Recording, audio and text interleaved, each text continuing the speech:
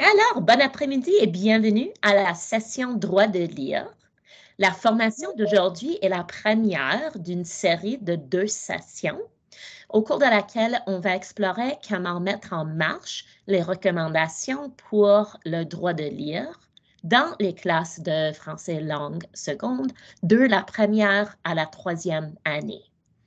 Veuillez noter qu'une certaine partie de la présentation se fera en anglais, mais la majorité de la présentation d'aujourd'hui va se faire en français. Alors, c'est parti.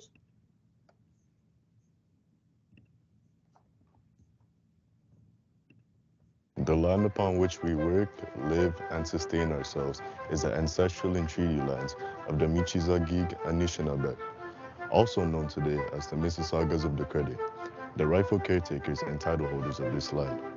We also recognize the rich pre-contact history and relationships, which include the Anishinaabeg and the Ongwe Hongwe. Since European contact, this land continues to be home to Indigenous and non-Indigenous peoples. As responsible community members, we value the diversity, dignity, and worth of all people. Colonialism displaced and dispossessed Indigenous peoples of their ancestral land and continues to deny their basic human rights, dignities, and freedoms. We are committed to learning true history to reconcile, make reparations, and fulfill our treaty obligations to the original peoples and our collective responsibilities to the land, water, animals, and each other for future generations. C'est donc dans l'esprit de la vérité et de réconciliation qu'on rend hommage au peuple et aux terres des Mississaugas de la Première Nation de la Crédit, ainsi qu'à l'ensemble des Premières Nations, des Métis et des Inuits. Le conseil scolaire de Peel est sur le territoire visé par les traités numéro 19, numéro 13A et le numéro 14. Alors, bienvenue. Pour celles ou ceux d'entre vous qui ne me connaissent pas, je suis Erin Coulson et je suis la nouvelle coordinatrice pédagogique pour le français langue seconde ici au conseil scolaire de Peel. Et j'ai le grand plaisir de vous présenter ma collègue, Laura Smiley. Laura Smiley est propre source par excellence pour le français langue seconde. Et sans plus tarder, je suis très contente de passer la parole à Laura. Wow, Erin, merci.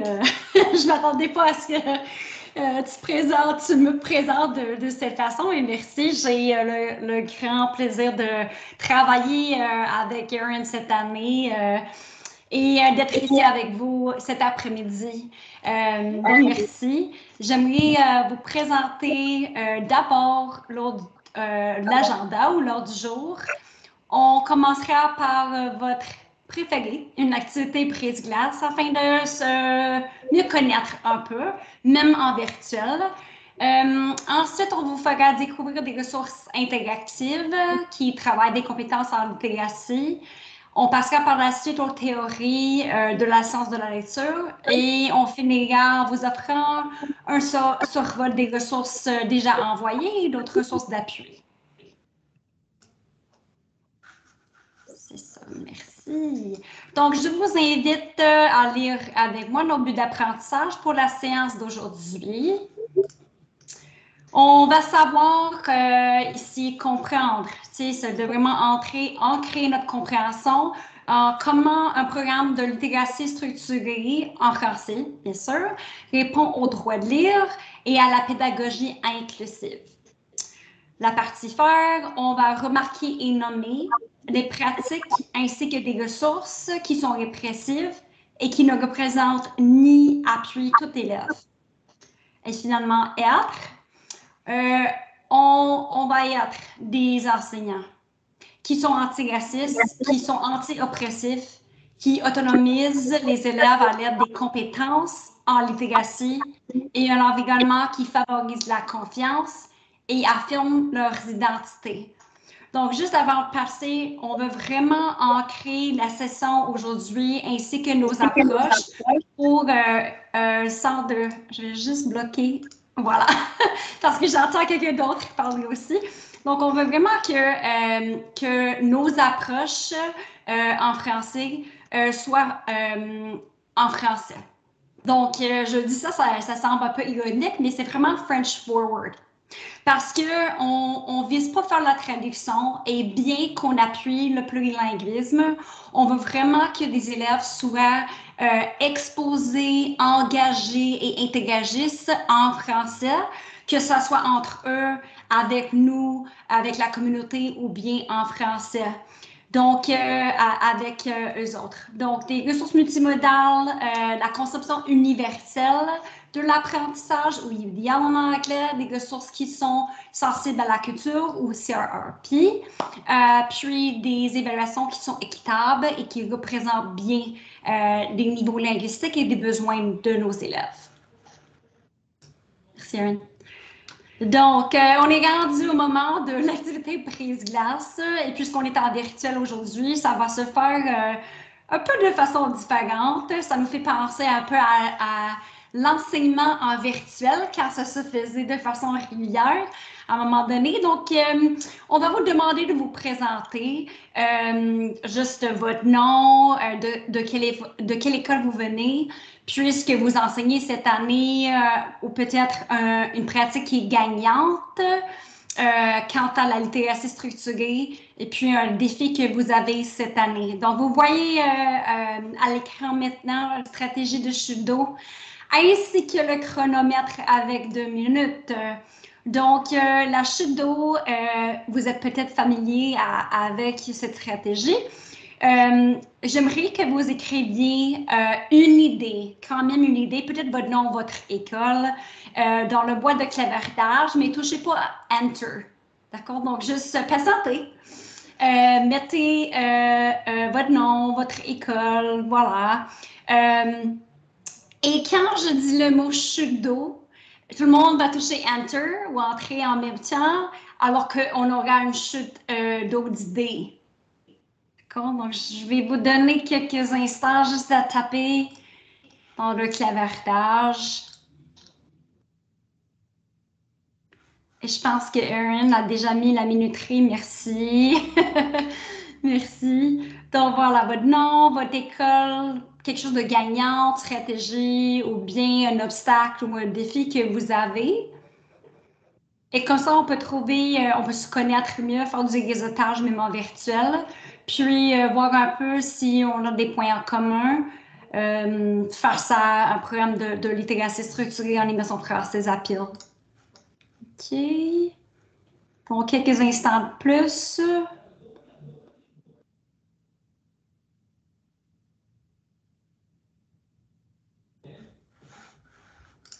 Ça va. Erin, je pense que. Un peu plus? Est-ce que tu penses? Un peu plus. OK. On ne sait jamais si on a des personnes qui sont. Le défi, ça prend du temps. C'est vrai. C'est bien ça. Hey, si jamais vous êtes au volant, là, on ne va pas encourager envoyer des messages là, en même temps que vous conduisez. Donc, si vous êtes personne en voiture en ce moment, là, juste on vous propose un autre moment de partager l'information, mais pas au volant. Là. OK. 30 secondes de plus, c'est ça.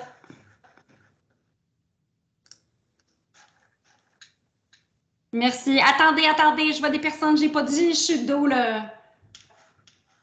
Donc, tapez, mais juste attendez avant de partager. Je fais 15 secondes de plus. Et puisqu'on a vraiment une enseignante, hein, puisque je vous ai donné plus de temps à répondre à la question, là, j'aimerais d'abord, non, mais une pratique gagnante et un défi, ça serait bien apprécié. OK, on est rendu 3, 2, 1, chute d'eau, partagé. Ouh!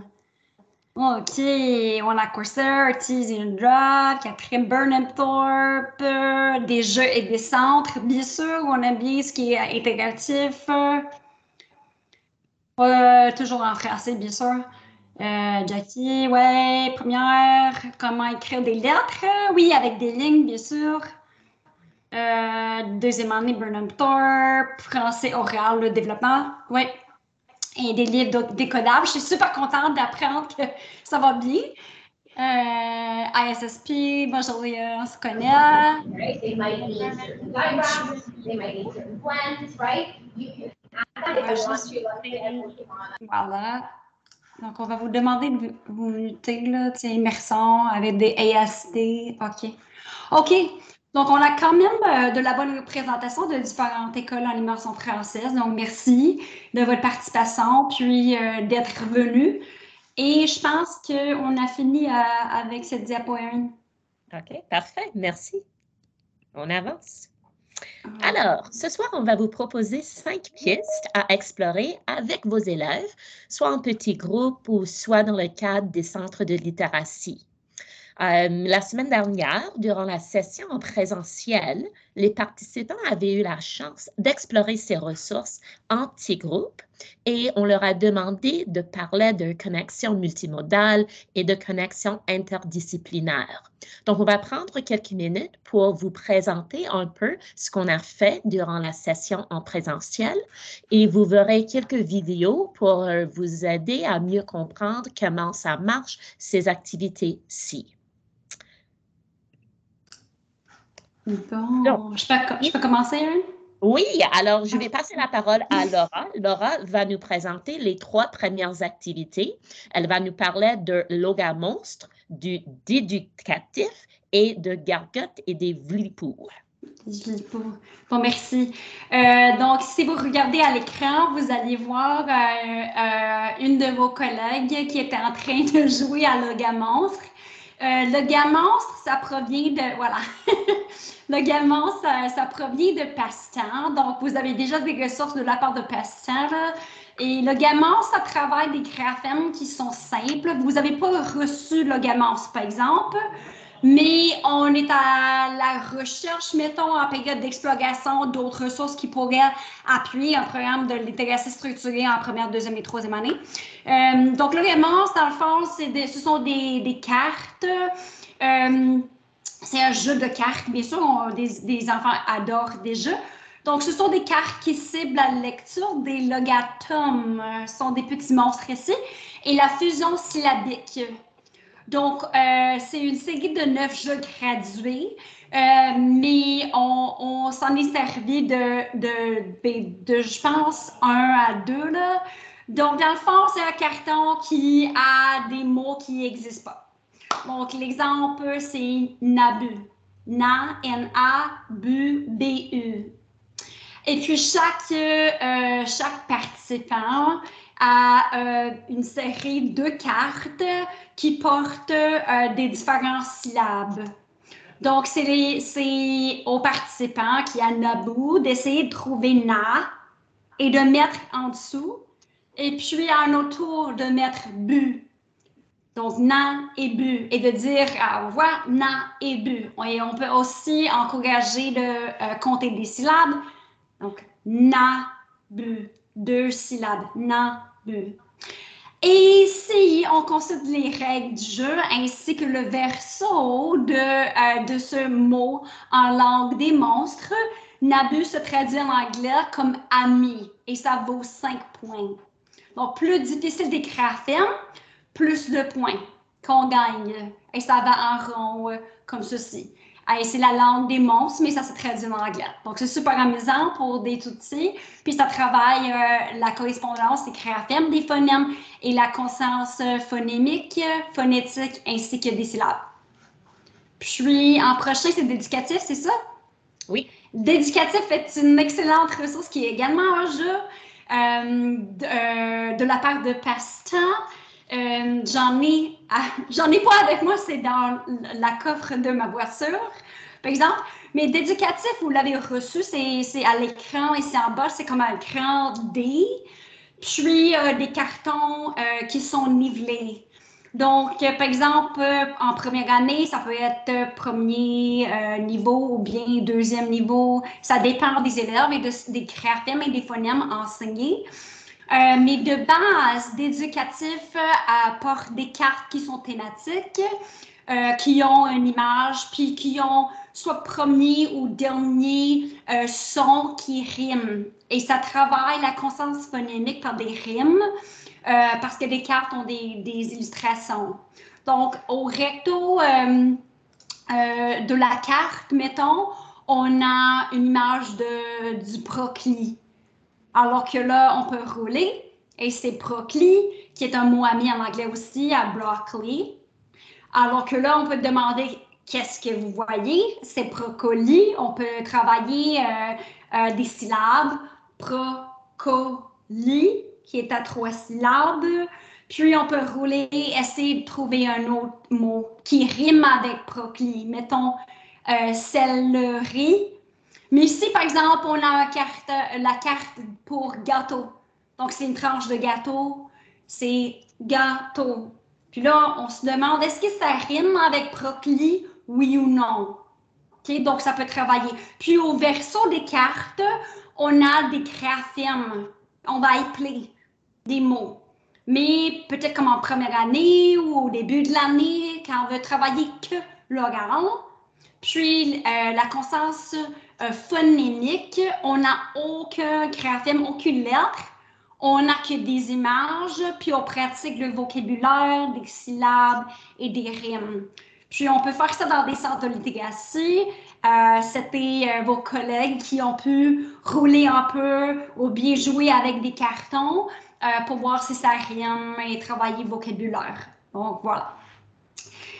Gargotte et Vlipou, c'est une série de jeux. Merci, madame, j'allais vous te demander en là-dessus. C'est un peu dur à voir, mais c'est une série de jeux, détecteur de syllabes, compteur de syllabes, c'est genre, voilà. Avec des, il y a comme des planchettes pour chaque joueur, puis il y a un son à caisson. Puis, on a une pile de cartes qui portent des différents sons. Voilà. Donc, planchette a des mots et des images. Puis, on doit regarder est-ce que l'image qui est peut-être graphisme, phonème, puis ça, on le dit à haute voix. Est-ce que ça correspond aux mots indiqués sur la planchette? Si oui, on peut mettre avec. Sinon, ça passe au prochain joueur et ça tourne en rond. C'est ça. Donc, je dirais compteur de syllabes. Ça, c'est en première année, ça pourrait être un peu un défi. Mettons, compteur de syllabes, je dirais, plus facile que détecteur de syllabes.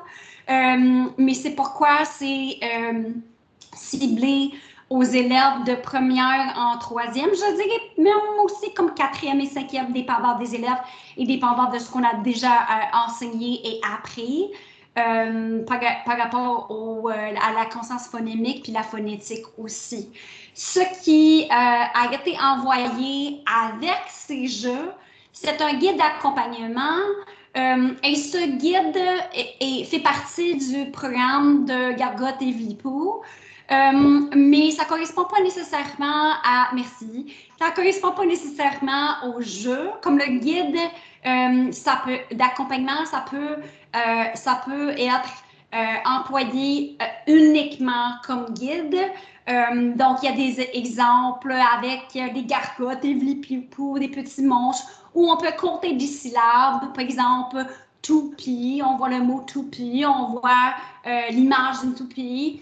Et on doit compter. Donc, il y a on a comme des cercles ou bien d'autres choses qu'il faut soit compter ou colorer pour des rimes, des syllabes, premier son, dernier son. Puis, on a également des ressources pour pister selon l'activité ou le jeu ou l'expérience faite avec des élèves. Donc, c'est vraiment un atout, une excellente ressource qui provient également de passe-temps. Donc, voilà trois ressources, dont 2 vous avez déjà reçues au mois de septembre. Et le Gamonstre, on explore un peu plus, mais on pense en acheter afin de mieux appuyer le jeu en salle de classe pour un programme de littératie structurée. Et je pense, Erin, j'ai fini avec ce que j'avais à dire. Parfait, merci. Alors, la semaine dernière, on a proposé une piste qui travaille non seulement la littératie structurée, non seulement le décodage, mais également le codage et la programmation. Alors, ce que vous allez voir ici dans la vidéo sont vos collègues qui ont joué un peu avec Cubeto. Cubeto est un robot qui était envoyé aux écoles il y a 2 ans. Alors, chaque école devrait avoir un robot ou 2. Le robot ressemble à ça. Et dans la vidéo, vous pouvez voir les enseignants qui travaillent le pistage avec le robot. Alors, ce qu'on fait, c'est qu'on peut tirer une carte au sort. Sur la carte, il y a une image d'un animal ou d'un objet. Si l'image représente un lapin, là, les élèves vont compter le nombre de syllabes dans le mot lapin. Alors, lapin. Alors là, s'il y a 2 syllabes, le but, c'est d'avancer le robot par le même nombre de syllabes qu'il y a dans le mot. Alors, vous allez voir là, au coin, il y a le point de départ. Vous allez déposer Cubeto sur le point de départ et vous allez demander aux élèves de faire avancer le robot le même nombre de syllabes qu'il y a dans le mot. Le robot va avancer et petit à petit, le robot va trouver la ligne finale, que ce soit la montagne ou le bateau. Le groupe peut choisir c'est quoi la ligne finale dans cette activité. Alors, vous allez voir également que Cubeto travaille la programmation sans se servir d'un écran. Alors, vraiment, c'est génial. C'est un jeu tactile et vous voyez dans la vidéo qu'il y a des petits blocs. L'idée, c'est qu'on va prendre les blocs et chaque couleur représente une direction. Alors, on peut travailler également le vocabulaire. Avancer, tourner à gauche, tourner à droite. Et l'élève dépose le bloc ici et quand on tape sur le bouton, le robot va avancer. Alors là, on peut travailler les syllabes, on peut travailler le vocabulaire et en même temps, on peut travailler les attentes de mathématiques et de sciences par rapport à la programmation et au codage. Si jamais vous n'avez pas de robot dans vos écoles, sachez que l'équipe EML a ce qui s'appelle The Lending Library et vous êtes capable de faire la demande et EML peut vous envoyer les robots à utiliser dans les salles de classe. Alors, voilà pour Cubeto. Et ensuite, je veux vous présenter Scratch Junior. Vous allez voir qu'il y a ici un jeu de phonèmes. Et le but, c'est de travailler les sons initiaux dans les mots de vocabulaire. Je vais demander à Laura de déposer le lien. Si jamais vous êtes sur une tablette et vous avez installé Scratch Junior, vous pouvez accéder au jeu ici. Mais ce que j'ai fait, j'ai pris ça en vidéo pour vous montrer à quoi ça ressemble. Alors, avant que je fais jouer la vidéo, vous allez voir qu'il y a quelques niveaux. Alors, ici, on va travailler le son B. Et on va travailler du vocabulaire comme le mot bébé, le mot balle, le mot bateau. Et l'idée, c'est que les enfants vont identifier les sons initiaux dans des mots fréquents. Alors là, c'est une activité qui se fait à l'oral. Ça travaille l'écoute, ça travaille un peu le parler parce que les élèves vont prononcer les mots. Et vous allez voir que les directives sont données en français et je vais vous montrer ce à quoi ça ressemble. Et sur les images dont les noms commencent par le son B. Oui, bateau commence par le son B. Oui, balle commence par le son B. Alors, vous ne pouvez pas voir l'enfant, mais ce que l'enfant fait, l'enfant tape, l'enfant prend le doigt, l'enfant tape sur un nom qui commence par le son B. Alors, l'enfant a tapé sur le mot bébé et on entend la rétroaction. Oui, bébé commence par le son B. Quand l'enfant tape sur le mot bateau, bateau, est-ce que ça commence avec le son initial B? L'enfant va dire oui, bateau commence par le son B. Si jamais l'enfant tape sur un mot qui ne commence pas par le son initial B, vous allez voir qu'il y a de la rétroaction visuelle avec l'objet qui change de taille et vous allez entendre la rétroaction à haute voix. Alors là, vous avez vu, réessayer, vous avez vu la fleur qui a changé de taille, vous avez entendu non, non, non, essayez encore. Alors, je vous montre ce à quoi ça donne pour le son P et puis je vais passer à autre chose. Sur les images dont les noms commencent par le son P. Oui, poisson commence par le son P. Oui, pomme commence par le son P. Non, non, non. Alors là, on a tapé sur l'ours. Vous voyez que l'ours va rapetisser. Alors, l'enfant a une indication visuelle que non, ce n'est pas le bon son. On voit le mot réessayer. On entend l'enfant qui dit non, non, non, essayez encore. Alors là, c'est une première étape pour les enfants de la première année, peut-être même pour les enfants de la deuxième année selon les besoins, pour travailler à l'oral la conscience phonémique et pour entendre un peu les sons dans les mots. Une prochaine étape, peut-être pour les élèves de la deuxième année, fin de deuxième année, troisième année, on peut demander aux enfants de préparer leur propre jeu à Scratch Junior où ils identifient le vocabulaire et ils créent une sorte de jeu où on travaille les syllabes, les sons initiales, les sons finales et ainsi de suite. Alors, voilà ce qu'on a partagé la semaine dernière par rapport à Scratch Junior. Laura, quelque chose à ajouter avant qu'on passe à la prochaine diapo? J'allais juste dire que tu as sous-estimé ton travail parce que là, pour ce qui est Scratch Junior, on pourrait appliquer ça quand des élèves font du codage, leur propre codage, ce qui est assez simple. Et j'ai dit ça la semaine dernière. Si vous vous dites, like, I'm not tech savvy, peu importe, l'équipe fantastique là, de IML a développé des vidéos informatives simples comme bonjour, de comment coder avec une tablette. Là. Sur Scratch Junior, c'est très facile à comprendre. Puis l'implémentation pour des adultes, des ados, des enfants, super facile.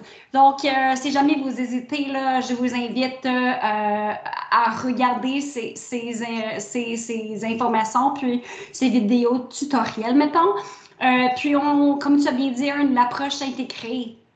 Quand, comme mettons, en deuxième ou en troisième, ils font leur propre codage, là, on travaille la science, mais on peut également faire des communautés, l'histoire. Donc, c'est l'approche intégrée avec d'autres matières. Et ça travaille le vocabulaire et l'oral et l'écrit. Donc, et encore la littératie structurée. Donc, c'est vraiment une ressource qui est riche. Merci beaucoup, Laura.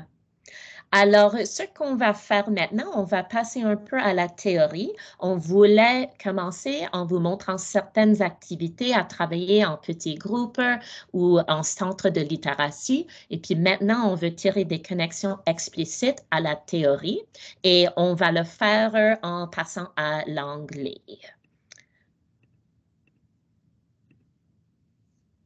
Donc, je passe à l'anglais. As I was sharing, at this time we would like to regroup just a little bit and draw some explicit connections to Peel's foundational policies and really consider how these foundational policies and resources align to our work as FSL educators. So the first one that I wanted to speak to was the Student Achievement Plan.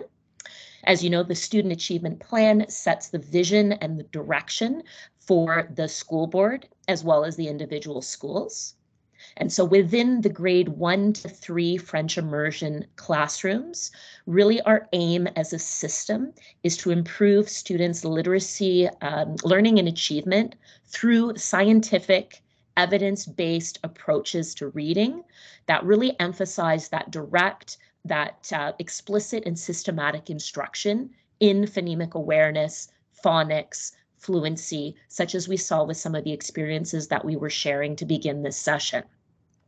As you know, in the school, you are accountable for actioning the work of the Student Achievement Plan through the SEEP goals.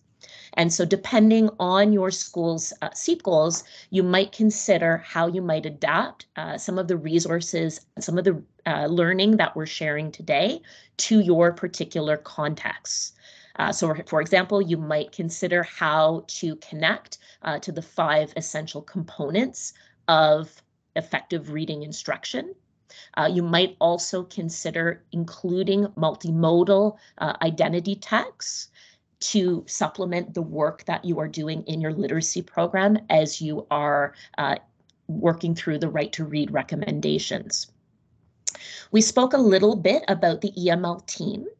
And as you remember, the EML vision was updated in 2021. And really what this vision speaks to is the importance to shift practice towards student-centered models of learning. And we can connect that to the FSL curriculum when we think about learners being social agents and learners who are engaging in action-oriented tasks and using language authentically in real contexts to come up with solutions to real-world problems. And so when we're thinking about the various models of learning in the FSL spaces, we want to ensure that there's alignment to what the students are sharing as their lived experiences, as well as their interests and their needs with regards to literacy learning. Some of the other foundational documents that you'll see there, we've got the Black Student Success Strategy, for example.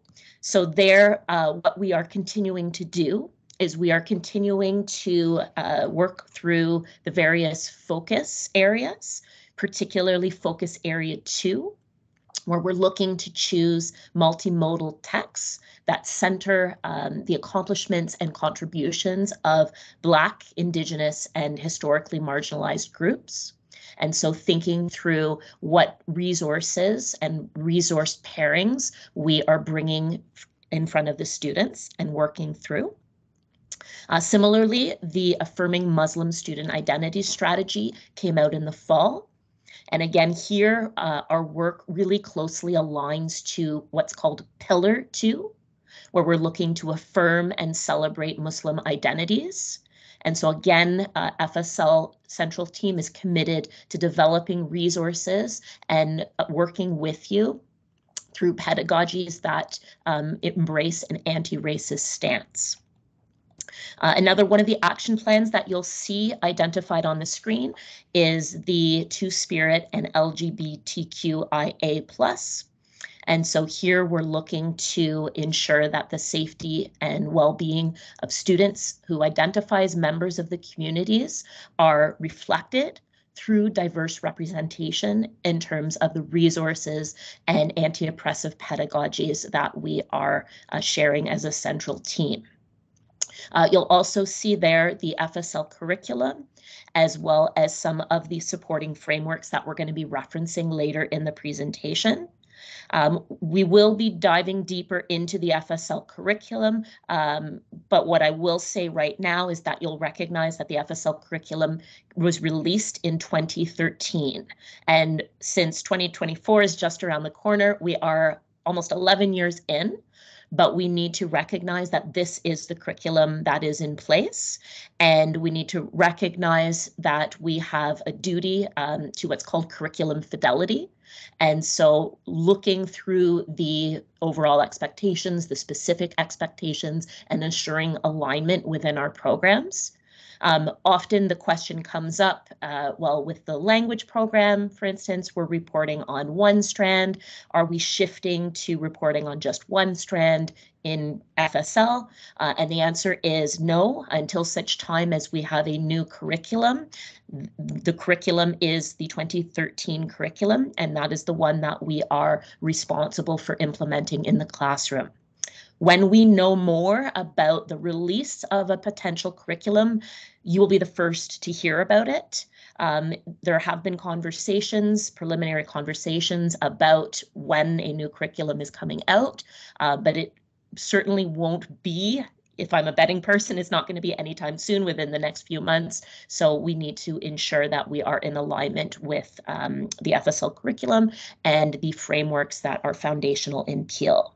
And Laura, I'm going to just jump over to you because I know you often have some additional comments to share around that.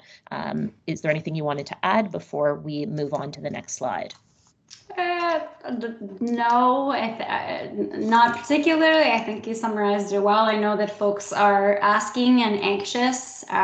Please understand that Erin and I, as the central FSL team, try to be transparent, are transparent, right? So when we know, you will know. We are in communication with other professional associations throughout the province that, are in contact with the Ministry of Education, but there has been no date proposed or even information that regarding what it might look like. So again, to Erin's point about curriculum fidelity, right? We practice critical consciousness, but we are responsible for reporting, right? So engaging students in the overall expectations with specific expectations to guide that learning and teaching. And we're responsible to report, right, on what's in the curriculum. So, c'est ça, c'est tout ce que je pense. Merci. Pour l'instant. OK. Ce qui mène bien à ma prochaine diapo, là, ça va être un peu en anglais aussi. Donc, quand on parle de la littératie structurée, je pense d'abord que des personnes questionnent pourquoi une telle transition. Donc, j'espère que tout le monde a déjà lu le droit de lire de couverture à couverture. Mais sinon, on a des liens qui sont disponibles, y compris un résumé en français, qui est la version audio. Donc, si vous aimeriez avoir un high-level overview en français, puis à l'écoute également, je vous encourage de faire ça. Mais dans le fond, et puis la réponse de Peel aussi, ce que vous voyez à l'écran en termes de pourquoi on transitionne, on change de la littératie équilibrée à la littératie structurée, et c'est vraiment pour mieux représenter des besoins des élèves, surtout ceux et celles qui ont été marginalisés, pas représentés et qui avaient besoin de différents appuis. Okay? Mais ceci dit, des résultats des méta-analyses démontrent que la littératie structurée offre des points d'entrée pour bien représenter la diversité de l'élève dans des cours d'anglais, de français, voilà. Et j'aimerais vous présenter une vidéo que j'ai trouvée donne un résumé assez clair et concis de ce que c'est que la littératie structurée, d'accord? Donc, le rapport du droit de lire propose des recommandations, plus de 150 recommandations, là, qui peuvent être appliquées en français puis en anglais. So we're responsible for that, okay? There are groupings for those recommendations, one of which is curriculum and instruction, which I always say is CIA. We're referred to as CIA, but not the cool one. We're curriculum, instruction, and assessment. But our work and what we're hoping to, present here and as we go forward to engage in learning and conversation related directly to curriculum, instruction, and assessment, as well as things like reading interventions and whatnot. So j'aimerais vous présenter la vidéo de la part de Michel Minard-Corriveau, qui est spécialiste en littératie orthophoniste. Et juste avant de commencer, Erin, je profite de l'occasion, vous voyez sur l'écran en anglais, but what about screeners? But what about des diagnostics? Très bonne question. Erin and I do not make that decision. We explore various resources that are available that could act as a screener. But ultimately, the information and the decision would come from the Ministry of Education in consultation with Peel. So we are exploring various screeners, and we will communicate that with the central team at Peel. But as of right now, there hasn't been a decision, which I know for folks, again, creates anxiety, but we will be sharing resources here to help with planning and tracking and assessing until such time as something concrete has been decided upon and shared with educators within the province and then for us within Peel. So again, similar to Aaron's comment about the curriculum, when we know, you will know. We do not know, which is why you do not know. So voilà pour l'instant ce qui est des screeners. OK, la vidéo, Aaron.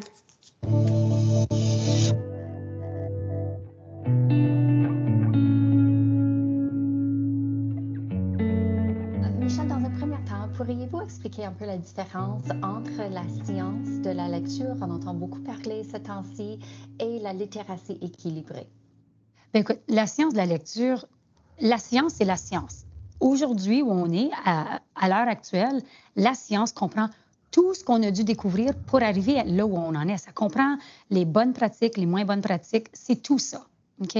Mais quand on sait qu'il y a des pratiques qui sont quand on veut dire qu'ils sont en lien avec la science, ça veut dire en lien avec ce qu'on sait qui fonctionne aujourd'hui, puis qui ne font pas la promotion d'approches qu'on a dénoncées ou qu'on sait qui ne sont pas utiles. Donc, on a toujours la dichotomie, littératie équilibrée, littératie structurée, qu'est-ce qu'on fait? Dans le fond, le pendule, il est souvent en train d'aller complètement à gauche, complètement à droite dans le système d'éducation, pas juste au niveau de la littératie. Mais la littératie équilibrée, c'est venu à un moment où ça peut être assez séduisant d'avoir des termes comme équilibré dans un milieu scolaire parce que c'est très chaotique. Hein? Donc, on veut penser que c'est très équilibré ce qui se passe. Mais dans la vie, il y a des moments où il faut qu'il y ait des déséquilibres pour que les apprentissages s'installent. Puis un exemple concret de ça, c'est le nouveau-né. Le nouveau-né, il ne boit que du lait, probablement pour les premières 2 années de sa vie. OK? On va introduire un petit peu d'autre nourriture. On veut l'amener à un régime équilibré. Mais au début, ce n'est pas équilibré du tout. C'est toujours la même chose. Dans un contexte de littératie équilibrée, on voulait plutôt dire, bien, écoute, en exposant l'élève à des situations de lecture amusante, s'il développe un lien affectif avec la lecture, il va aimer lire, puis il va vouloir en faire beaucoup. Donc, le reste va tomber en place. Puis, on partait toujours d'un livre jeunesse. Mais on ne peut pas toujours partir d'un livre jeunesse si on a un objectif pédagogique assez contrôlé, comme enseigner certaines correspondances graphophonimiques.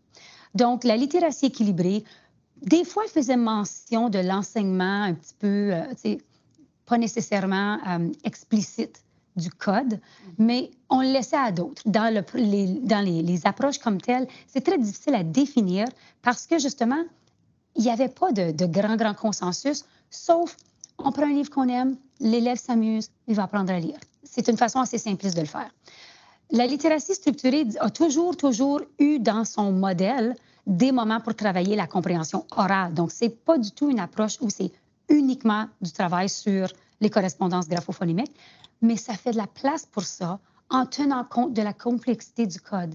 Donc, on a compris avec des grands chercheurs qui ont dit, bien, si on n'enseigne pas le code, comment est-ce que l'élève qui a peut-être été moins exposé ou qui n'a pas arrivé à vraiment faire la part des choses, comment est-ce qu'il va pouvoir savoir que le C, dans certains contextes, c'est Q, ou d'autres fois, c'est S. Okay? OK, merci. Texte de littératie structurée, on privilégie le fait que l'enfant peut avoir plus d'une langue.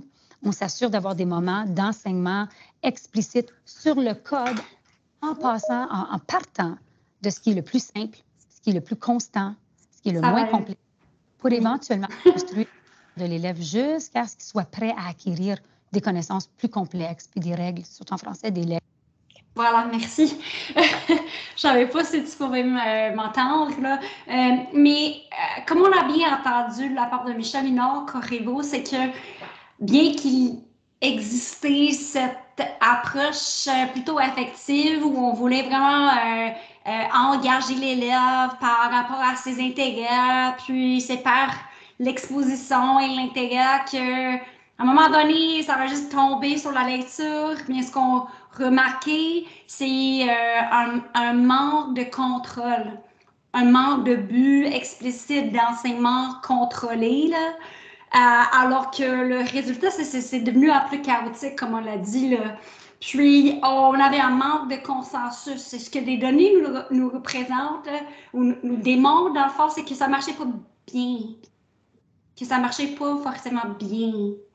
Alors qu'il faut qu'il y ait quelque chose de contrôlé et voilà, de décodable. Donc, elle fait référence au mot code en expliquant que si l'élève n'a pas compris ou a appris puis compris le code, comment ils vont pouvoir approcher d'autres textes, des mots inconnus, puis de faire sens de ce qu'il lit au fur et à mesure que la lecture progresse d'année en année. Donc, c'était, je vous invite à voir ceci en entier, mais pour ce qui est notre séance, je pensais que cette première partie représente bien la transition de programme de équilibré, là, littératie équilibrée, à un programme de littératie structurée, puis notre pourquoi. Pourquoi est-ce qu'on le fait? À quoi est-ce que ça sert? Puis, comment on le fait? C'est ce qu'on va vous présenter maintenant. OK, donc un peu plus la théorie. Je vais juste voir, Aaron, je pense que je vais juste voir qu'il n'y a pas d'autres. J'entends la voix de quelqu'un, là. Non, peut-être c'est juste moi. En tout cas, ce que j'allais dire, c'est ce que vous voyez devant vous, la corde, vous avez probablement vu cette corde à un moment donné, soit en anglais, soit en français. Donc, c'est la corde de Scarborough, là, ou Scarborough Reading Rope en anglais, qui a été adoptée par Mme Michel Minard-Corriveau, qu'on vient d'entendre ici dans l'entrevue avec ACPI, là.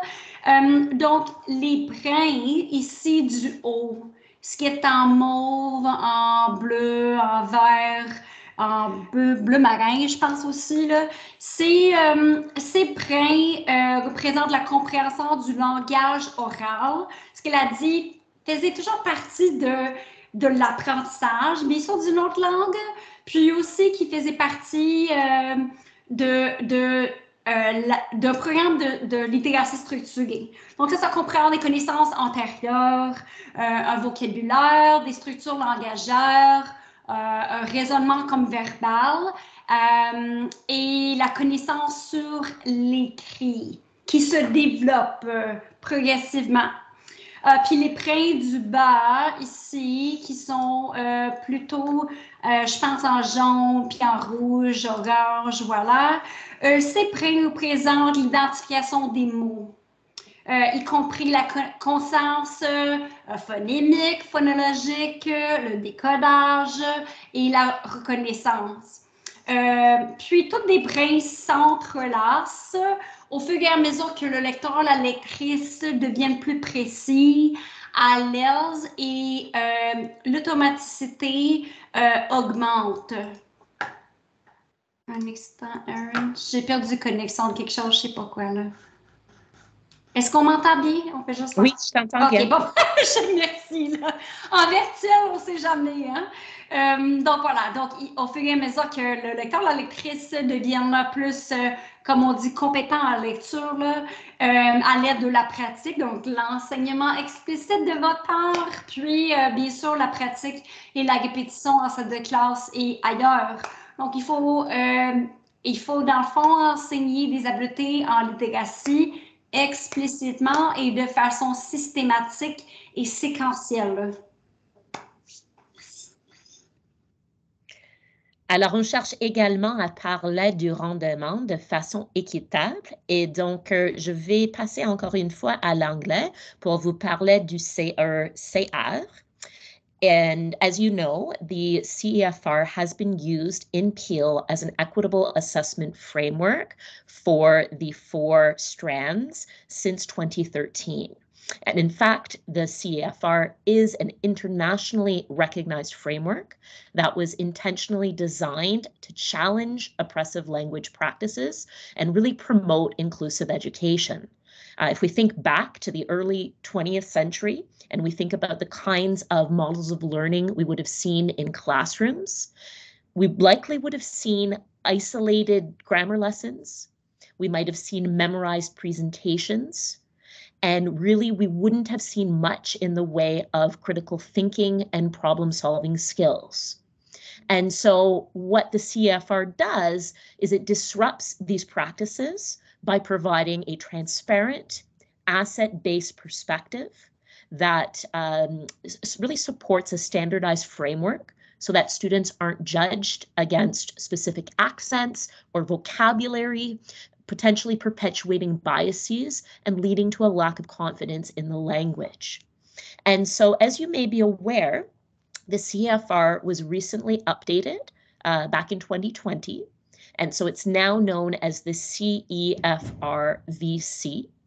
And this update came into play after extensive consultation. In fact, there were over 180 institutions from 45 different countries, and Canada was a part of the consultation process. And so it's important to note that the FSL curriculum, in fact, draws its inspiration from the CEFR. It's important to note that the Ministry of Education in Ontario actively promotes connections between the CEFR, between Growing Success, and between the FSL curriculum. As you can see on the screen, we've got 6 official levels for the CEFR. We also have more recently added the pre-A1 category, which is not technically a level in the CEFR, but really recognizes some of those initial qualities as we're beginning to learn a new language. And so the CEFR is descriptor based, and you can search an index of descriptors to get a sense of what student can demonstrate in regards to their spoken productions, their spoken interactions, listening, reading, writing, and so forth. Alors ici, vous allez voir qu'il y a une graphique qui provient du CECR. Et là, on peut trouver ces images dans Transforming FSL. Ce que j'aime bien, c'est que ça montre pour le niveau A1, le pré-A1, qu'on doit vraiment parler dans la salle de classe. L'élève doit être exposé à la langue. C'est vraiment une période de réception de la langue et vraiment l'écoute et le parler aident à créer une base solide pour pouvoir passer à la littératie. Si on regarde jusqu'au niveau A2, on voit même là qu'on privilège l'oral, on privilège la compréhension de la langue et on travaille jusqu'à 90% l'écoute et le parler pour les niveaux A1 jusqu'à AD. Et quand on A2. Et quand on parle de ces niveaux-là, on voit que les apprenants, même de la 6e, la 7e, la 8e année, ce sont toujours des apprenants du niveau A2. Alors vraiment, dans le palier élémentaire, on doit se concentrer sur cette période de réception où on travaille la répétition, on travaille l'interaction en français. Et Laura, je te passe la parole. Merci. Juste pour un peu suivre ce que Erin vient de nous présenter. On doit aussi tenir compte de notre situation à PIA. On est en immersion française à PIA. L'enseignement en français, ça se fait 50% du temps. Tandis que d'autres conseils, d'autres provinces, mettons ailleurs, c'est peut-être 50%, c'est peut-être 100%, 80%. Donc, notre situation, notre réalité à PIA, c'est que l'enseignement du français en immersion française se fait 50% du temps. C'est à partir de la première année, non jardin maternel. Donc, la première année, ce sont des débutants. Ça pourrait être le premier contact avec la langue que des apprenants ont en arrivant en première année. On sait aussi que du niveau, c'est une crise, si j'ose dire, pan-canadienne d'enseignants en français. Donc, on ne sait jamais s'il y a eu des ruptures en enseignement et autre chose. Et on sait que dans notre communauté, on est plurilingue et ça parle beaucoup de différentes langues. Alors qu'il faut que ça soit représentatif, bien sûr. Ce n'est pas simplement de l'anglais et le français. Donc, tout ça pour dire que en arrivant en première année, les élèves ont peut-être aucun contact avec le français à part ce qu'ils font avec vous en salle de classe. Donc, quand on parle des attentes hautes, high expectations for all students, mais des attentes qui sont également réalistes. Et c'est pourquoi le CECR, l'organisme du CECR, a rajouté ce mini-niveau, pas vraiment niveau, de pré A1 pour des apprenants ayant aucun contact ou un contact assez limité avec le français. Okay? Donc, ici, si on pense, bien, nos apprenants, comme Erin nous a dit, en première année jusqu'en troisième année, niveau pré A1, peut-être qu'ils touchent au niveau A1. Et c'est parce que si, juste arrivant en troisième année, ça fait 2 ans, juste 2 ans. Et la recherche nous démontre que les stades d'acquisition, ça prend des années de changer de pré A1 à A1 à A2. Donc, juste pour vous dire comme collègue, là, il faut être conscient de ce qu'on offre à PIA, ce qu'on est en mesure d'offrir, puis de vraiment assurer que nos attentes sont réalistes pour bien représenter et appuyer des élèves en immersion française. Donc, si on regarde ici la ressource qui est montrée à l'écran, c'est 70, ça provient d'ACPI, c'est 70 activités motivantes de lecture. Et ce que j'ai beaucoup aimé dans cette ressource, c'est on indique ce genre de continuum en lecture, là, qu'il y a des niveaux de compétences. Donc, je viens à quelques instants de dire au fur et à mesure que des lecteurs-lectrices deviennent compétents. Donc, émergent, ce niveau pré A1, c'est A1.1. Les attentes réalistes en termes de la compétence de ces élèves, c'est qu'ils et elles imitent le comportement, imitent. Donc, de lire de gauche à droite, de décoder si on fait à, bas, d'accord, combien de syllabes. Ce sont des comportements des lecteurs, d'imiter ce comportement. Ce n'est qu'au débutant à qu'on comprend quelques contenus qui sont assez simples, d'accord?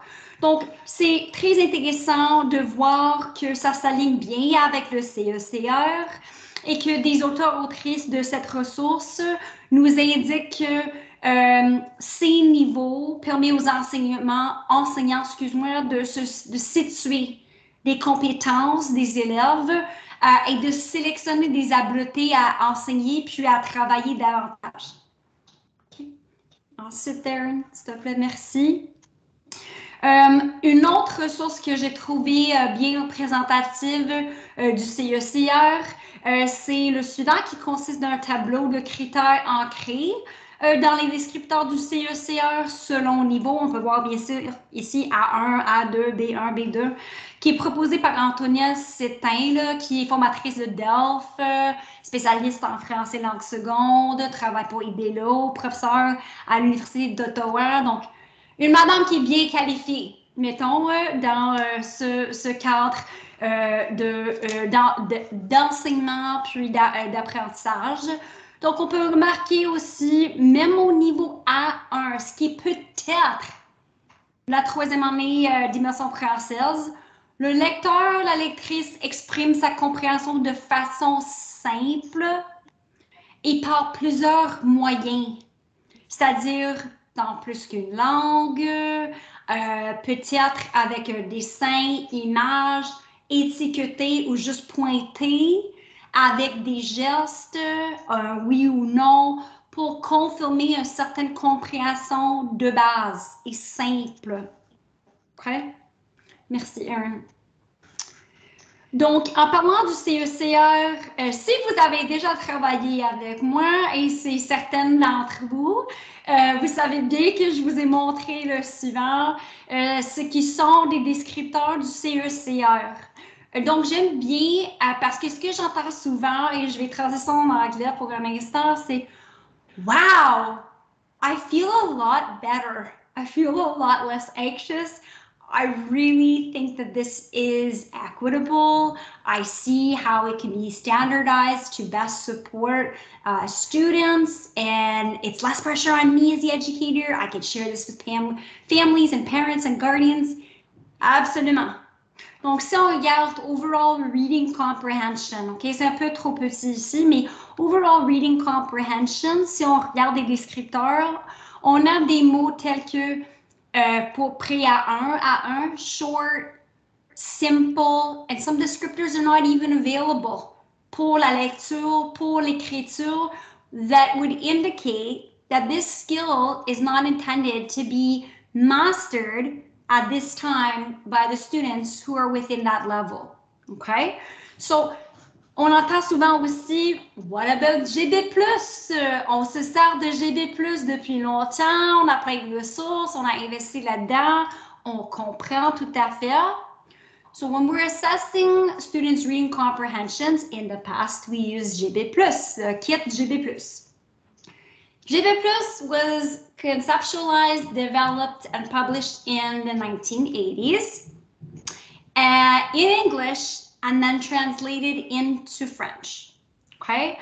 So a more updated, a more relevant, and a more responsive framework that Erin very nicely laid out for us, that is evidence-based and guides us when we're planning and teaching and assessing, would be the CECR here, to go in and find those descriptors for student reading comprehension, reading instructions, okay, reading for information, things that you would be doing, teaching and in class, okay?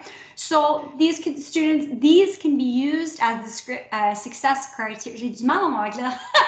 These can be used as success criteria, and you can further specify them depending on thematically what you're doing or for a given task, right? And you can co-create that with students, but it really does help guide our expectations of students learning French as an additional language, as a new language, can help you inform those conversations with families and administration, as well as report card comments, making sure that we're focusing on what students can do, right? And it's asset-based and it's not deficit thinking. So to that point, how do you use it? That's a great question. If you've gone through and looked at the CECR descriptors, you'll notice that they're in multiple languages to reflect plurilingualism and pluriculturalism, but that there are thousands of them. So that can be quite daunting when you first go into the program. So what we've done through A Plus Astuces, which are like bite-sized videos that we started this year, they're little capsules for different, for educators to further professional learning and to learn about new resources as well. So A Plus Astuces here, this video focuses on the CEFR descriptors, and it will be available to you after the presentation. It's also on the FSL SharePoint pinned on the right-hand side. So essentially, it goes over how to filter them, and I do filter for pre-A1 and A1 and reading and writing and whatnot, so you can see what those descriptors look like, and then begin to hopefully or perhaps continue to integrate those within your program as an equitable assessment framework using decodable text, using CRRP and UDL-inspired multimodal texts. OK? So, je vais continuer, Erin, c'est prochain, merci. Je voulais juste dire, parce que parfois, je sais qu'on est mis présentation et ça semble qu'on aurait dû mettre ça au début de la présentation, mais je suppose qu'on est familier avec des termes suivants. Mais je profite de l'occasion de juste préciser au cas où il y a du monde qui n'est pas tout à fait certaine de ce que c'est la conscience phonologique ou phonémique, ou quand je parle de décoder, j'ai un peu donné un exemple, mais est-ce que c'est assez clair? Et pourquoi des textes décodables? Ce genre de vocabulaire. Donc, dans le fond, il est essentiel de bien comprendre la différence, puis qu'est-ce que sont que ces termes importants, là, qui sont ancrés dans un programme de littératie structurée, vraiment à la base. Donc, la conscience phonologique, dans le fond, c'est la capacité de comprendre que des mots sont composés des sons, des phonèmes ou des sons, c'est ça. Puis la conscience phonémique, c'est comme une sous-catégorie de ça, qui est la capacité de manipuler ces sons. Donc, les mots sont composés des sons. Des sons peuvent être un peu joués avec, manipulés. Mettons, on peut fusionner, on peut enlever, on peut rajouter, isoler, catégoriser ou localiser. Donc, si je dis le mot papa et j'enlève le premier pas, qu'est-ce qui reste? Si je dis pas et j'enlève p, qu'est-ce qui reste? A. Donc, un peu de travailler ou de manipuler des sons. Décoder, ce que vous allez voir en lisant des textes décodables avec vos élèves, que ça représente la capacité ou la compétence de pouvoir accéder aux formes sonores. Donc, si je décode en même temps que je lis, même des mots qui n'existent pas, des faux mots en français ou des mots que je ne connais pas, si j'ai la capacité de décoder, je comprends qu'il y a des formes sonores quand je lis ces mots et je peux par la suite reconnaître certains mots ou bien des phonèmes qui font partie des mots. Donc, en anglais, on dit un peu comme « sound it out ». OK? Donc, on veut vraiment ancrer des pratiques d'évaluation, oui, dans le CE/CR. On pourrait avoir le suivant, mettons comme critère du succès. Je peux articuler individuellement chaque phonème de mot. Je peux fusionner ces phonèmes oralement.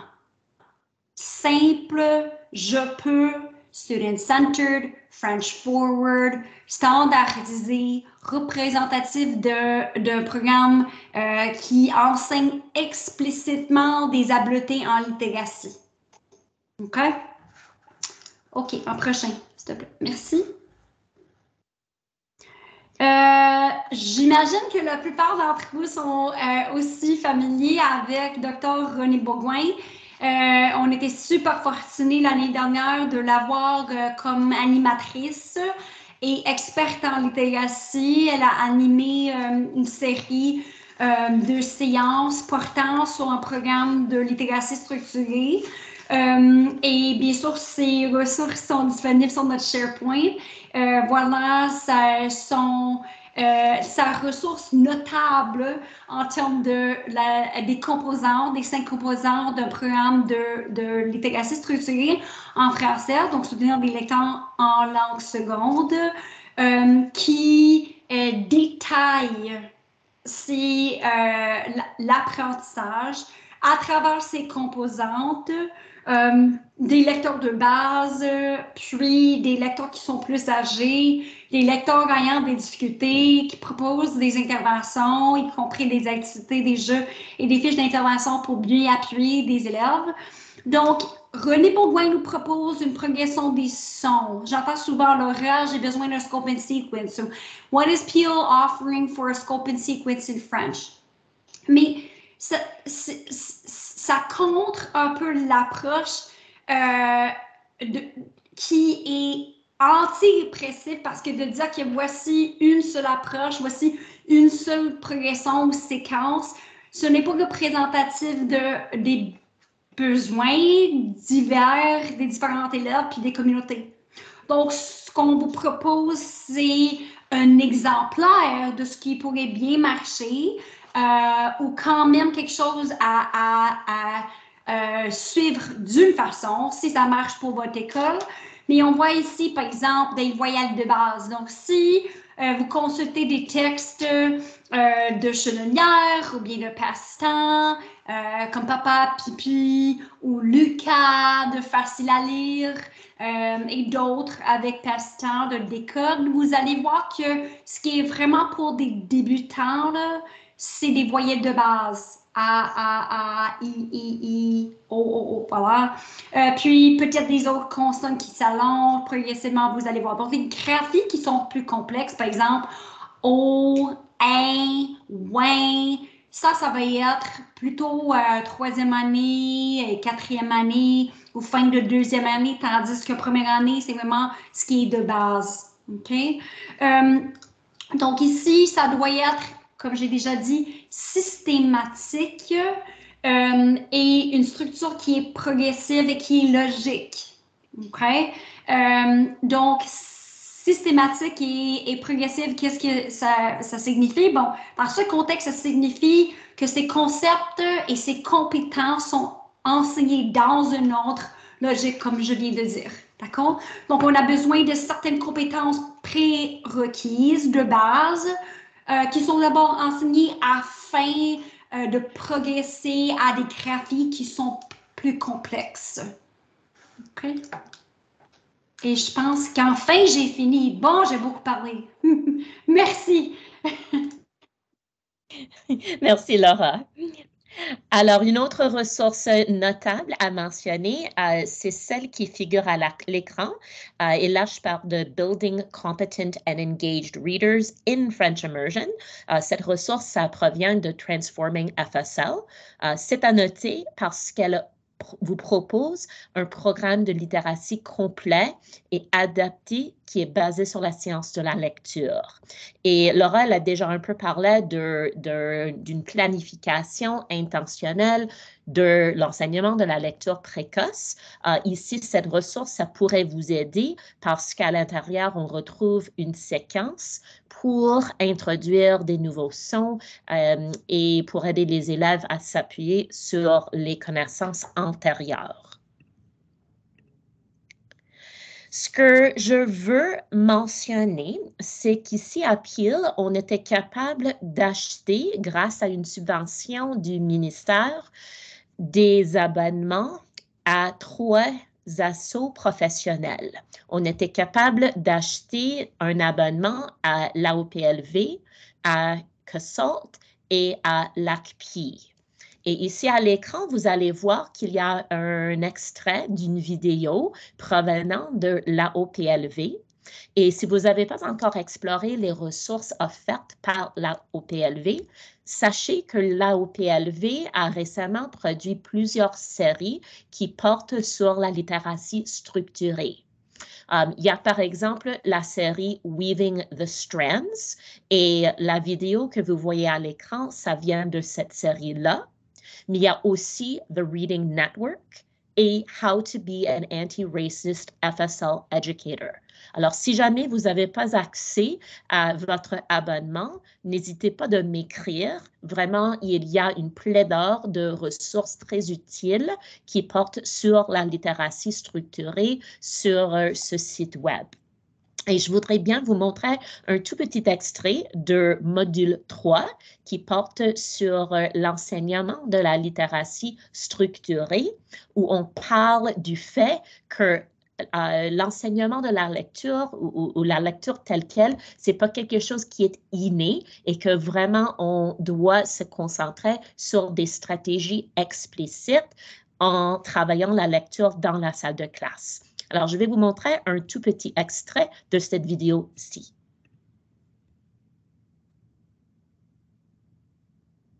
Students do not have to have functional competence in oral French before they learn to read and write in French.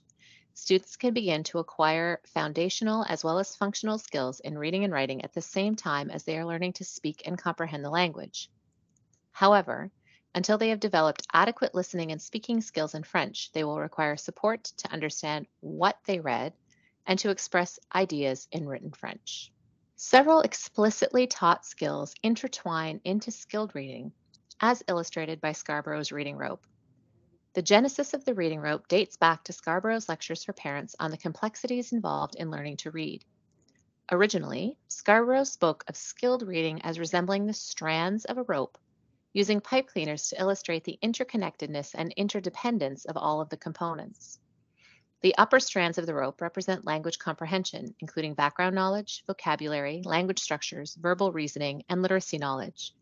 These strands reinforce one another and then weave together with the lower strands, leading to skilled reading. The lower strands of the reading rope are the word recognition strands, that is, phonological awareness, decoding, and sight recognition of familiar words. These strands weave together as a reader becomes more accurate, fluent, and increasingly automatic with repetition and practice. According to Scarborough's reading rope, a groundbreaking infographic, skilled reading can be defined as fluent execution and coordination of word recognition and text comprehension. The lower strands of Scarborough's reading rope develop the decoding portion of the simple view of reading equation. As educators continually work to develop the language and background knowledge of learners in their second language, they must also work on the learner's recognition of words. This includes phonological and phonemic awareness, phonics, and sight recognition of words. In response to the Ontario Human Rights Commission Right to Read report. Alors, j'arrête là. On vous propose également. Students do not have to have functional competence in oral French before they learn to read and write in French. Students can begin to acquire foundation. OK. Alors, on vous propose également d'autres vidéos qui viennent de la OPLV. Vous allez voir qu'il y a toute une série qui porte sur la phonétique, la conscience phonologique, la fluidité, la compréhension, le vocabulaire et ainsi de suite. Alors, si jamais ça vous intéresse, sachez que ces vidéos sont dispo non seulement sur le site AOPLV, mais on a aussi mis des liens sur le site FSL SharePoint. C'est tellement beau.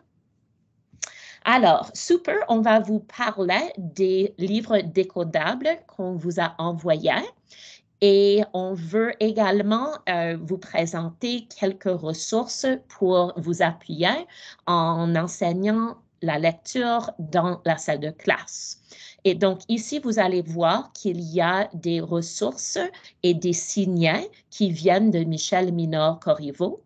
Et vraiment, vous allez trouver que ces ressources sont très, très, très utiles dans le sens que Michel et Alex vous présentent une série d'enseignements explicites et systématiques. Et ces mesdames-là tirent des connexions aux livres que nous avons envoyés dans les écoles. Alors, il y a du pistage pour des codes, par exemple, et on vous parle aussi de comment les différents types de textes peuvent être employés dans la salle de classe. Non seulement les livres décodables, mais d'autres livres pour un programme bien complet de littératie. Et avec ça, je pense que je te passe de nouveau la parole, Laura. C'est moi. Je pense que je transitionne un peu à l'anglais, si ça vous va bien pour mon plurilinguisme. OK, des ressources à envoyer. Donc, des codes, Gargoté Vlipo et d'éducatif, j'ai déjà un peu mentionné ça. Donc, des codes, Gargoté Vlipo et d'éducatif. Gargoté Vlipo et d'éducatif, j'ai mentionné ça au début de la présentation en termes de ce que vous avez reçu, puis à quoi ça sert. So these are the resources that were sent to primary French immersion schools. So des codes 1 à 3, des mini-livrets ainsi que des crayons livrets. Merci madame. Déjà syllabique et un guide d'accompagnement ainsi qu'un démuni de carton, comme je dis, pour travailler et épicer la conscience phonémique, la phonologique et le développement du vocabulaire. Ce qui est important à savoir, c'est que pour des codes, some folks have said, we're missing titles. That's intentional. Okay, so last year when we took a look at several series and different titles, some did not necessarily align with Peel's vision and goals and priorities. So please just be mindful that for some series there may seem like there's text missing from the trousse, and that's done intentionally. Okay. So it's important to note when you're playing these games like Dédicatif, Gargoté Vlipo, and even des textes décodables, like I wouldn't just go right in, like de pas plonger, right? Because what needs to happen for students is that teachers are intentionally choosing texts as well as literacy resources that are aligned with the sounds that they're teaching, right? So if you're doing if you're working on words for Dédicatif that you haven't yet taught them, they're going to be lost. Okay. If same thing, compteur de syllabes, but we haven't been working on syllables or counting, they're going to be lost. Okay.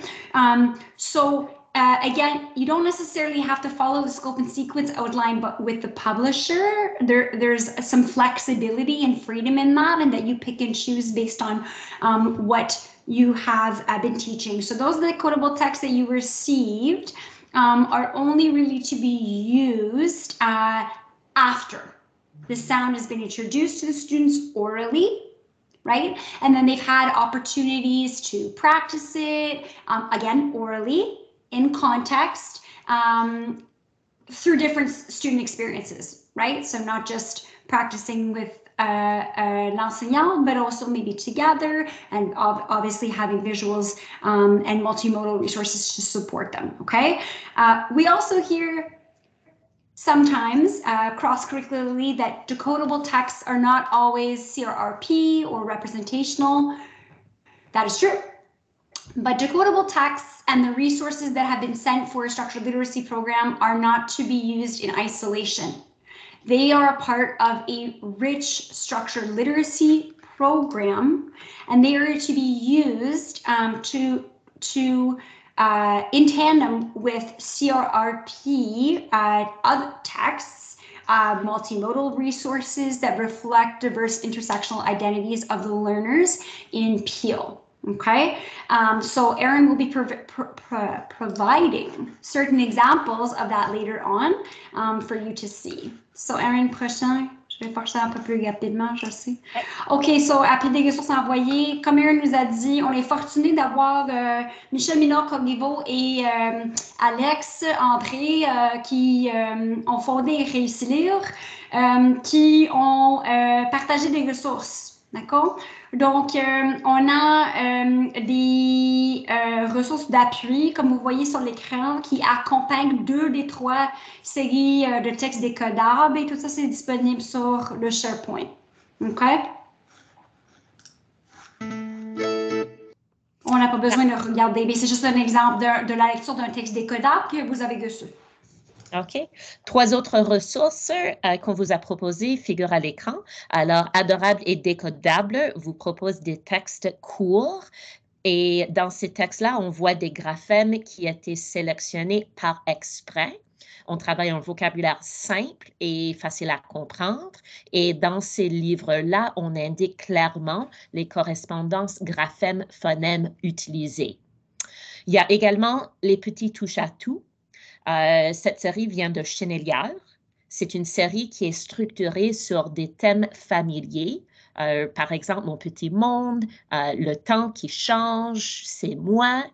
Et les enseignants de l'immersion française de la première année ont reçu cette série-là.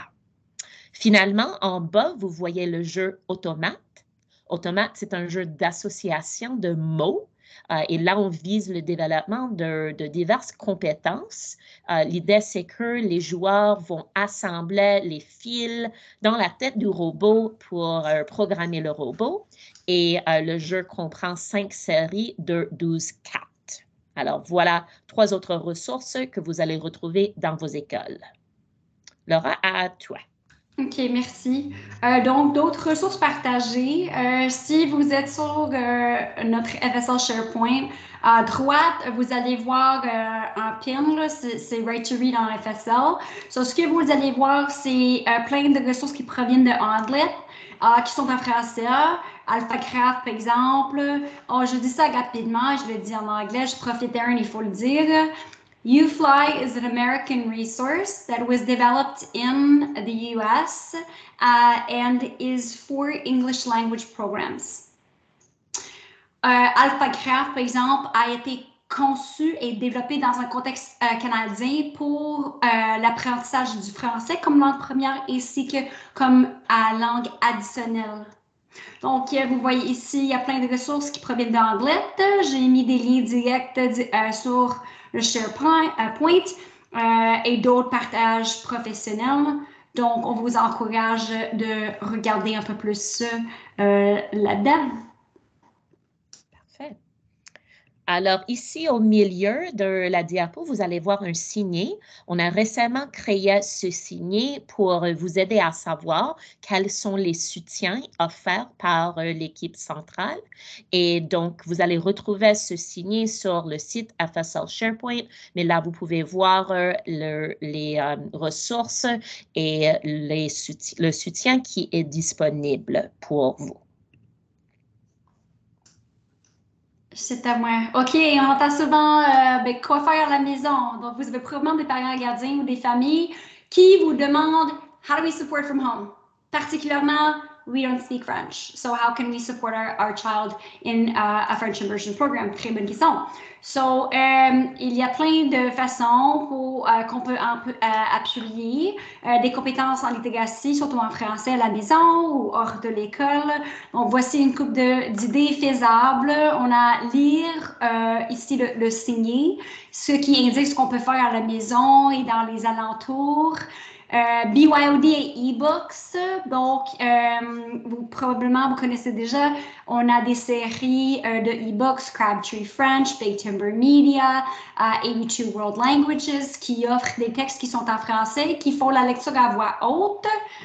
Et plus récemment encore, Chenelière nous a offert un jeu interactif. J'ai également mis ça sur SharePoint, dans la section des annonces.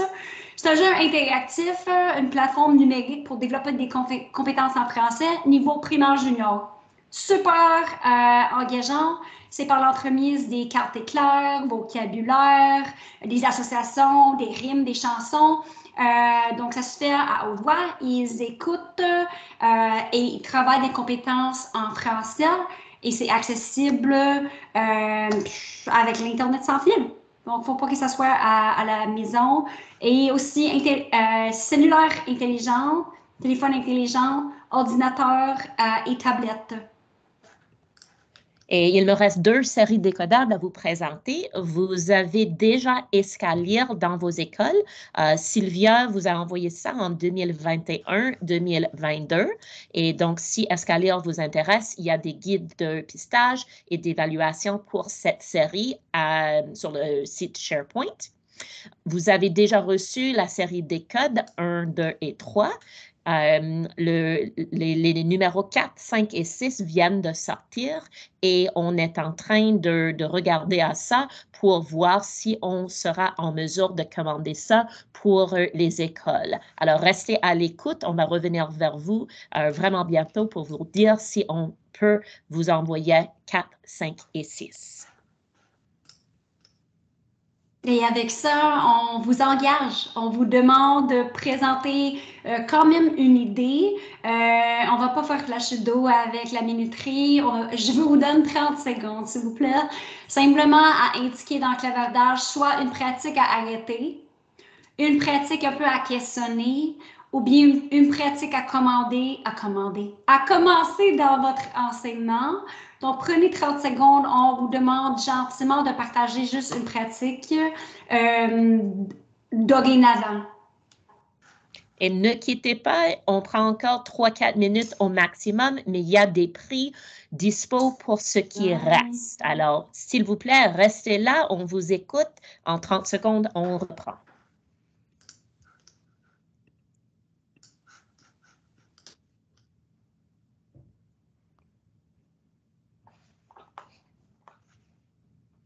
Sauf des personnes qui conduisent. Je pense toujours à... Sauf des personnes qui sont au volant. Oh, on veut être en sécurité. Alors, Laura, je vais continuer et puis je vais retourner pour voir si je vois qu'il y a des personnes qui tapent. Donc, ouais, vas-y. Parfait. Alors, ce que je veux faire, c'est de vous remercier de votre participation ce soir et on veut vous remercier en vous offrant un petit cadeau. Je vais tirer au sort 3 noms. C'est ça, Laura? 2 noms ou 3 noms? Je pense 3 noms. 3. Je pense qu'on a fait 3. Ouais. OK. Alors, je vais tirer au sort 3 noms et on va vous offrir 3 ressources différentes. Alors, chaque gagnant-gagnante va recevoir les 3 livres qui figurent à l'écran. Alors, il y a la Symphonie africaine. C'est un livre d'images créé par 2 artistes sud-africaines, Wendy Hartman et Joan Rankin. Ce livre invite les élèves à demander si les sons de la nature seraient à l'origine de la musique. On va également vous offrir « Je suis fou de Vava ». Dans ce livre-là, « Je suis fou de Vava », on nous présente un jeune Haïtien qui habite avec sa grand-mère et il va nous raconter l'été de ses 10 ans. Le 3e album qu'on va vous offrir, c'est « Rencontre ta famille ». Ici, c'est un livre qui est écrit par David Bouchard et c'est présenté en français et en Ojibwe. L'auteur va nous partager un poème et va explorer comment les êtres vivants sur Terre sont reliés par Mère Nature. Et donc, moi, je vais me servir d'un site web qui s'appelle La Roue des Noms et j'avais mis les noms des participants dans ce site et on verra si ces personnes sont avec nous ou pas. Et donc, je vais tourner la roue.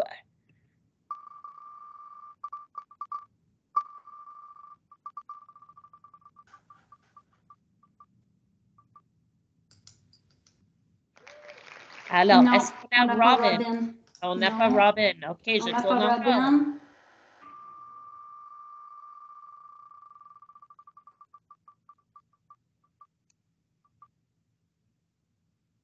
Est-ce qu'on a... On n'a pas Camille. Est-ce qu'on peut prendre la personne qui est directement à côté? Oui. Cheryl ou Brittany? Non, Brittany. Brittany. Excellent. Alors, félicitations à Brittany. Et je tourne la rue encore une fois.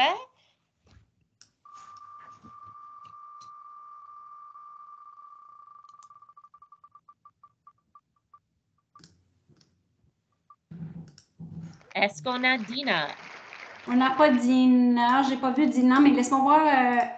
Non, à côté de... On avait Dale à un moment donné. Est-ce que Dale est encore là? Non. Mais on avait Dale, là. On avait Dale? Dale était là à un moment donné, je pense, mais Dale n'est plus là, là. Mais tu sais quoi? Montano, Jackie. Jackie, tu viens de recevoir des textes. Merci! Bienvenue! Et on a un dernier nom ou pas? Kathleen? On n'a pas de Kathleen. Et juste à côté, est-ce qu'il y a quelqu'un? C'est le dernier nom? On a Brittany, Jackie et...